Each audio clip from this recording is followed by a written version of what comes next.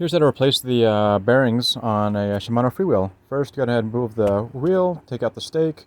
We're going to have to take off the cassette. You need a park tool FR 1.2 that's going to catch those splines in there.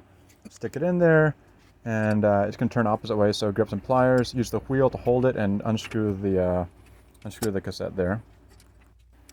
Once it gets going, you can use the wheel itself to just sort of spin it loose, which is a little easier. Set that to the side, clean it out, looks all right. And now we're going to have to pull the axle out. So get your 15 millimeter spanners and some pliers and get to work. I like to start on the non-driving side or non-change side and pull them out. And be aware of whatever running ball bearings are falling out. So just get them out and make sure you're in an area where things, if they roll away, will get caught.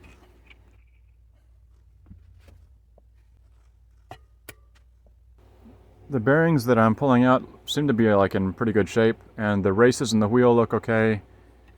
And now we just got to check and see if there's any gouging on the axle as well. But everything out, wipe everything out with some good paper towel or shop rag or whatever you got.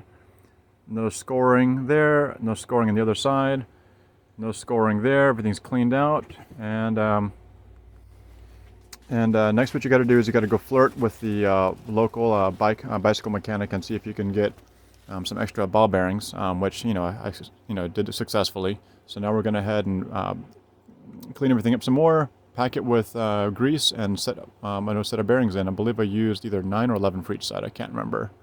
I like to put a layer of grease in there to hold the ball bearings in place so they don't fall out on both sides, and then sort of hold the wheel at an angle and drop them in one at a time and press them into the grease that holds it.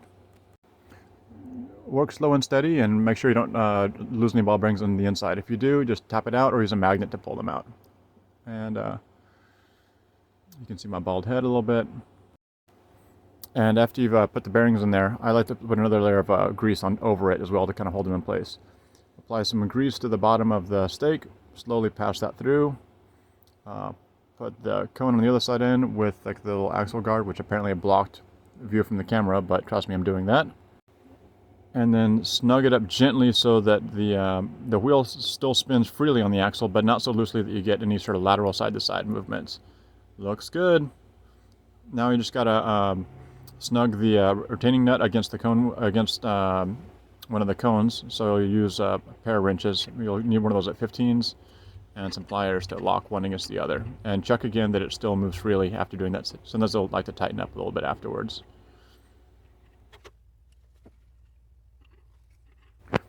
Here I'd noticed that previously they'd had a spacer between the cone and the locking nut, so I went ahead and reversed it so that the spacer is on the outside and the locking nut is directly against the cone nut, so that they won't sort of loosen up over time, and so they can basically lock against each other.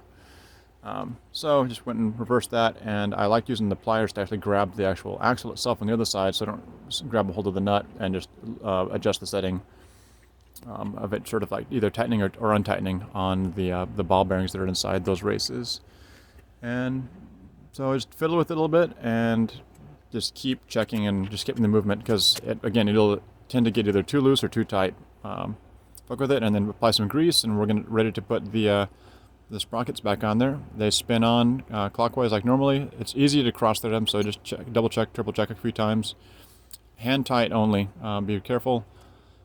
We'll go ahead and lace the stake through it, and it's about ready to go put back on the wheel. Should be good to go. And success. Ready to ride.